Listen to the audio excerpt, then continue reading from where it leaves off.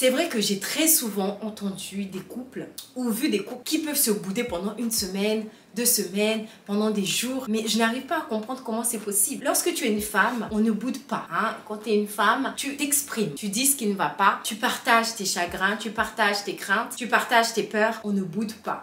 Lorsque tu as un couple, tu cherches justement à communiquer, tu cherches justement l'union, tu cherches la paix, la sérénité, parce que tu es une équipe. Une équipe qui n'est pas consolidée, qui n'est pas cohérente, n'arrivera pas à avoir un résultat satisfaisant. Donc c'est super important en fait de savoir communiquer. Et donc en fait les couples qui ne communiquent pas pendant une semaine, franchement faites un effort mesdames.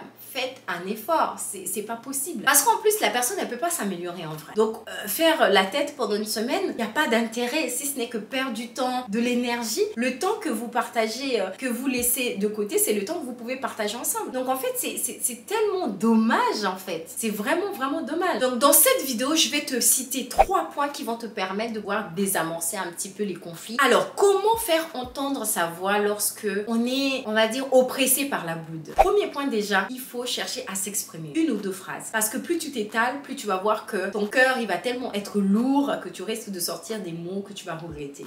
Il faut apprendre à s'exprimer de façon concise et précise sans revenir sur des choses passées. Par exemple, tu peux dire « Je n'ai absolument pas aimé ou adhéré à ton geste envers cette femme. Je prends ça pour un manque de respect et c'est mon sentiment. Je te demande de le respecter. » Là, tu mets déjà la limite pour ne pas que l'autre se justifie aussi pendant son temps. Tu lui exprimes tout simplement que oui, tu as été blessé, tu as été touché et donc tu as besoin que la personne entende ça et accepte ça parce que ce n'est pas la personne qui a ressenti ça, c'est toi. Donc, tu as besoin que ce soit respecté. Du coup, la personne en face de toi ne va pas s'amuser à dire « Ah » ou à minimiser en disant « Ah, c'était juste une amie » ou autre. Il n'y aura pas la possibilité de minimiser parce qu'elle est dans l'obligation d'accepter du coup ton sentiment. Si le premier point n'a pas suffi, tu peux inverser les rôles. C'est-à-dire faire vivre indirectement ce que toi tu as ressenti pour que l'autre puisse aussi le vivre et le comprendre. Parce qu'en plus, en règle générale, on retient mieux les choses qu'on a vécues, les choses dont on a été directement concerné. Donc du coup, si lui-même il se sent concerné, ça veut dire aussi que la prochaine fois, tu n'auras pas besoin de le répéter. Tu peux tout simplement dire, bon, imagine si moi j'aurais réagi comme ça, comment tu l'aurais appris? Mais t'arrêter là. Ne pas aller dans 10 000 choses parce que sinon tu vas te perdre et ça va juste envenimer. Là, tu as juste besoin que l'autre ressente ce que tu as ressenti pour mieux communiquer. Du coup, ça te permet aussi de lui laisser cette opportunité de pouvoir s'expliquer, de pouvoir s'exprimer et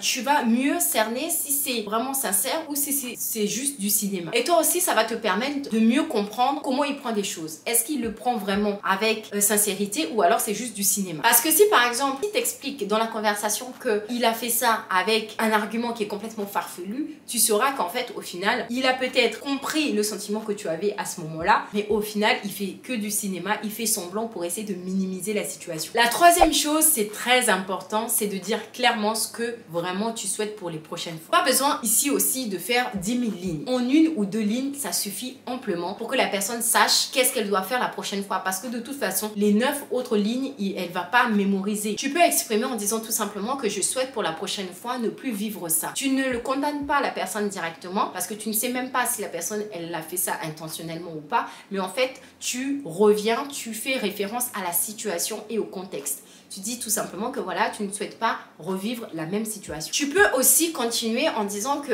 ok, tu es un homme qui est responsable et je veux continuer à te faire confiance. Comme ça, tu vas responsabiliser la personne. Là, en fait, tu vas pas l'insulter, mais tu es en train de lui faire participer. Le fait qu'il participe, il ne le fera pas, non pas par rapport à toi, mais surtout parce qu'il y a aussi son image qui est en jeu. Donc, c'est lui-même qui est impliqué directement. Et dernière chose, vraiment, en tant que femme élégante, on évite de se comparer. Parce qu'on est toutes déjà uniques. En fait, tu évites de te comparer. Si aujourd'hui dans ton couple tu as choisi cet homme et que cet homme t'a choisi, c'est parce que vous êtes unique, il n'y a que vous en fait. Ton estime doit être préservée. Il faut avoir cette confiance en toi mais aussi en ton couple. Il faut laisser le bénéfice du doute pour ne pas laisser les parasites en fait venir grignoter jusqu'à ce que ça prenne des proportions que tu n'imagines même pas. Maintenant, si tu débordes vraiment parce que l'événement est trop gros, c'est pas dramatique en soi parce que on s'exprime, c'est normal, tu as mal au cœur, c'est compréhensif. Mais par contre, du coup, tu peux apprendre à travailler un petit peu tes émotions pour ne pas laisser tes émotions prendre une grande place et puis t'emmener vers des décisions que tu vas regretter. Et ça te permet aussi de gérer vraiment ton couple comme un diamant.